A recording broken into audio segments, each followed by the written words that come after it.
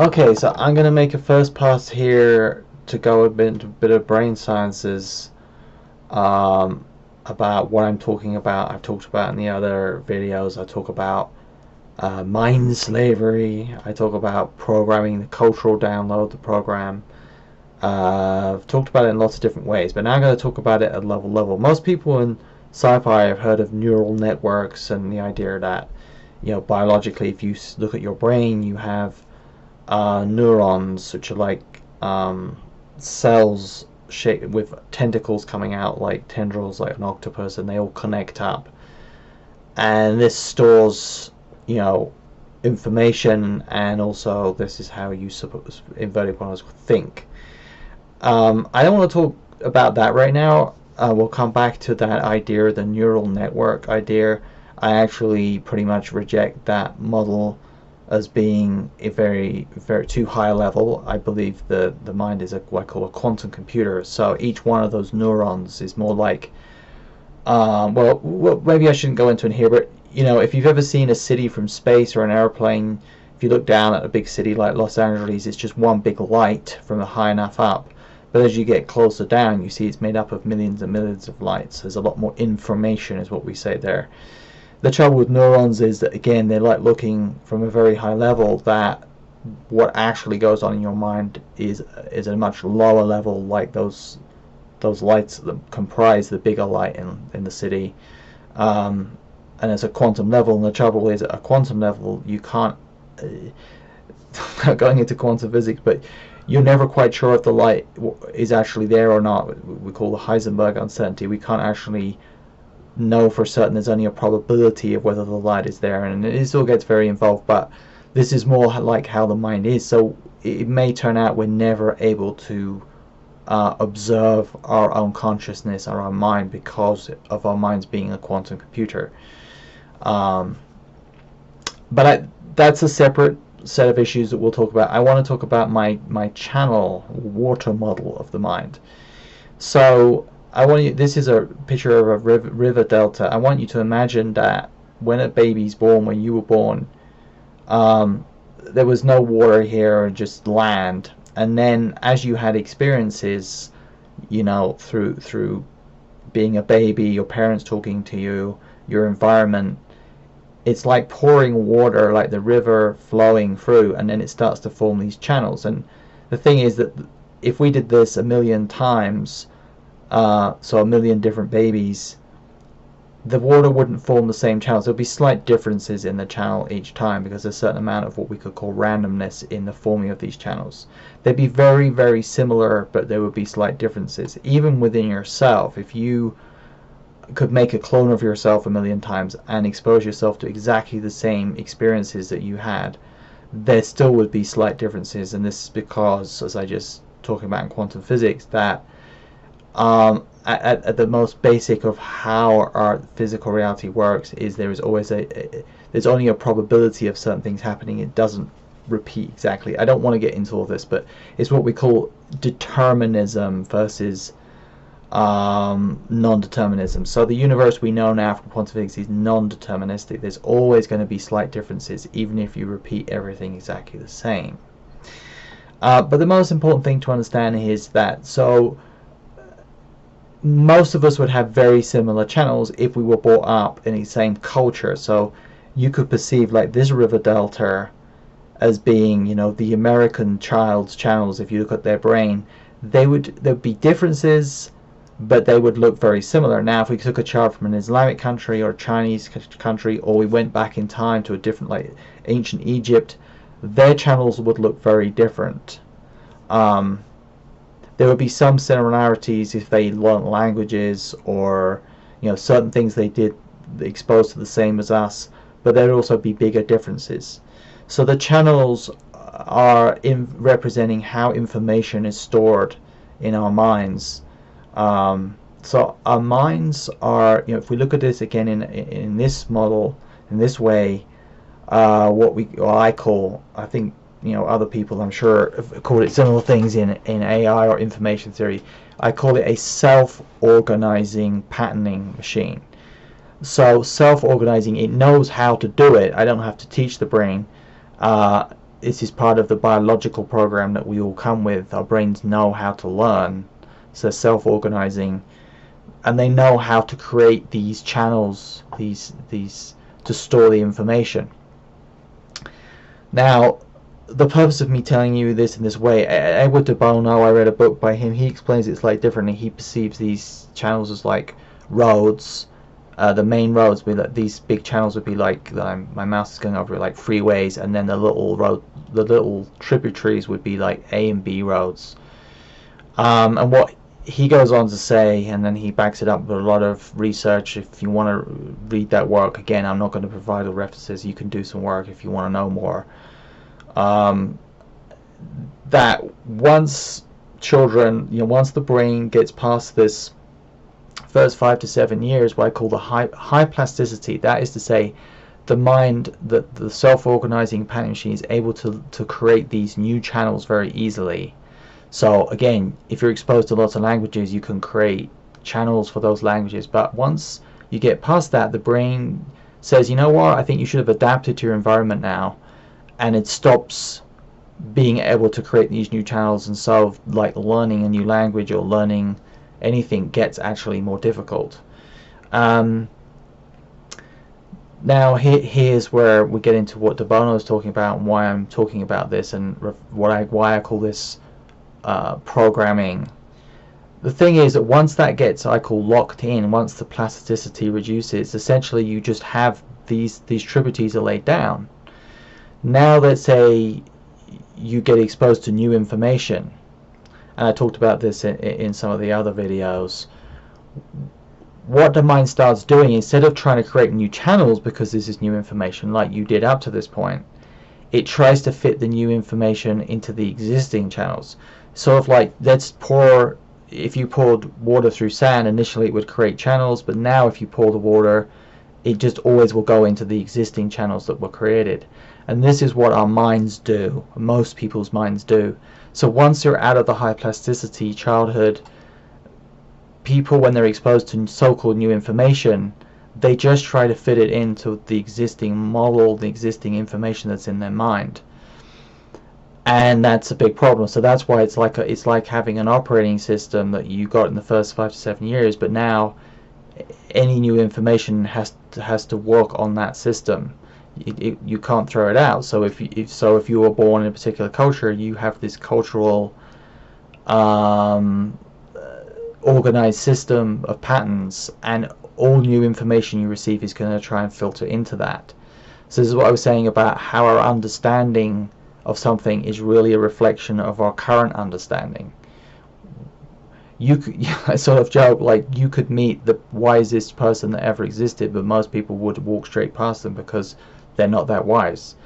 It's kind of a joke, but I mean, it's the same in math. Let's say you're 5 and then you see some math like calculus, and then you ask your dad or mom or sister or whoever who's doing this, like, well, what is that?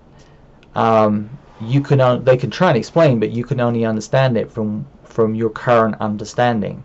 I call this the perceptual paradox. It's a paradox because we always feel where we are that we can understand something, or often we feel like we're understanding something, but we're actually only understanding it from who we are, where we're at in the journey. Okay, it's a bit more obvious in things like maths. It could be made clear that you don't have the understanding, but when you get into conceptual thinking, like most things in language, most conversation, most dialogue and communication that people have, mostly you are hitting this perceptual paradox. You think you understand what someone's saying, but you really don't. You're just taking that information and making it fit to what you currently know. This is what's really going on. Some people you could sort of call that cognitive dissonance, but that's a very vague term. But in information, what is really happening is that you are making a best fit to what you already know to anything new.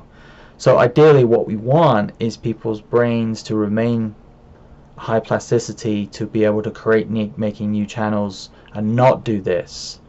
But the biology of most people is that that's what happens. Now why do biology do that? Well, that's De Bono went into that a little bit, research. Basically, it's because the process of learning, you've all experienced this yourself, like when you're confused about something and trying to learn something, it's kind of difficult. It's like it's an uncomfortable feeling confused, not understanding, say something in math, or think of something you've tried to learn where it confused you. It's not very pleasant. It's easier for our minds to convince ourselves that we understand something. We could call this binary thinking. You know, I either understand it or I don't. It feels better when I do understand something. So our brains, but for biological reasons, really that go back to survival, to optimize survival, have made this gross kind of approximation where I'll give you 5 to 7 years where you're probably protected from predators and whatever to adapt to your environment, but after that I'm going to prioritize your survival over the accuracy of how you learn new information. This is what actually happens. So walking out in the jungle, a predator is coming, you want to be running away and surviving more than thinking about, well, I wonder if that's a predator, that maybe they're going to attack me. So our minds at the most base level are programmed or biologically programmed, I should say, how our biology works, to prioritize our survival over the accuracy of how we filter new information. So what I've realized of, like, when I started to realize that I thought very differently to other people like 8, 9, 10 years old, and then I eventually went on to study for myself a lot of brain sciences to understand what is going on, I realized this is a key reason that these people I'm calling gray zoners, 1% maybe of people, are you know, we talk saying statistics, there are, you know, a wide standard deviation in diversity, that our minds remain highly placid, you know, high plasticity. And that was why I struggled, I've said before, I think why I struggled so much during academics and education, because my mind couldn't just accept the information, it was trying to form all these new channels all the time, which makes that processing of accepting the knowledge as it is in academics incredibly difficult, because I couldn't just accept it. Edward de Bono names this, he calls this provocation, or why, like your mind saying why, but why, but why.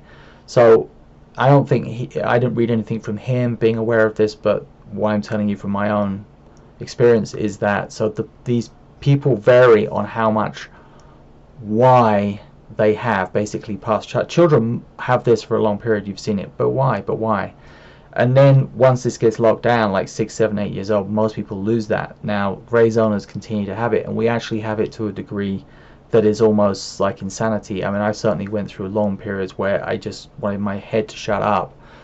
I just couldn't turn it off, and I'd be sitting in school or sitting in lectures, and it was just awful. Like, I can't even describe it to you, but I know other people will know what I'm talking about. You know, maybe they would say you have ADHD or whatever, but I think that's to misunderstand, because there's huge value to that, because then you're digging down and asking questions that other people's minds just don't get to. But it does make the process of academics incredibly difficult for people with this kind of mind, because it's not under your control and you have to learn to control it.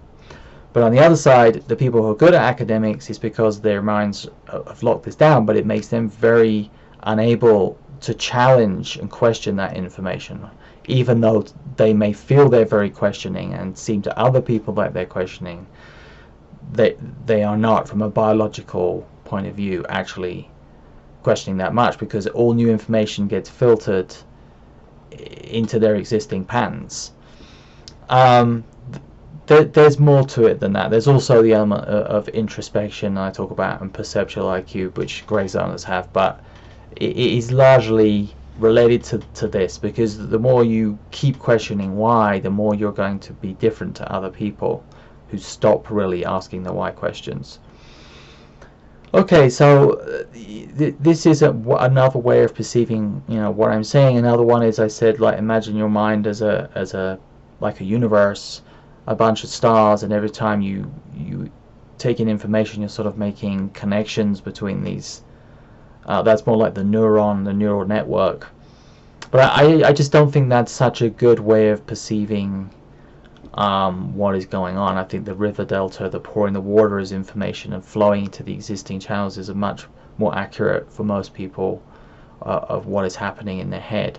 Now, if you want to, so let's say you want to challenge that. So De Bono was saying he believed that children can be educated to keep asking the why question or provocation, or you can do this for yourself. Maybe. I think you can be. Obviously, you can. As I said at my analogy, like if you're short, you're not so good at the high jump as being tall, but you can still improve. You can certainly improve. So you could try that as a way of just always ask, but why? You know, whatever the question is. As a technique, it is one way to try to do this. Anyway, that's a sort of first pass through thinking about this. At some point, I will try and review some of De Bono's work, which I think he did a pretty good job. A lot of people say they can't read his books, but I think it's pretty straightforward. I thought he did a pretty good job of explaining some complicated brain sciences. We can go over some of those studies, but I mean, you can just read them for yourself. There's one book he wrote, I think it's called I'm Right, You're Wrong, which he does collect a lot of the studies and explains these ideas.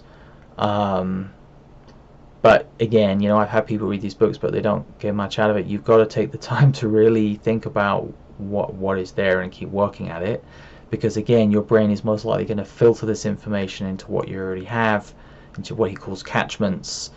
So unless you're a gray zoner, you're going to have to really work at it to shift your perception.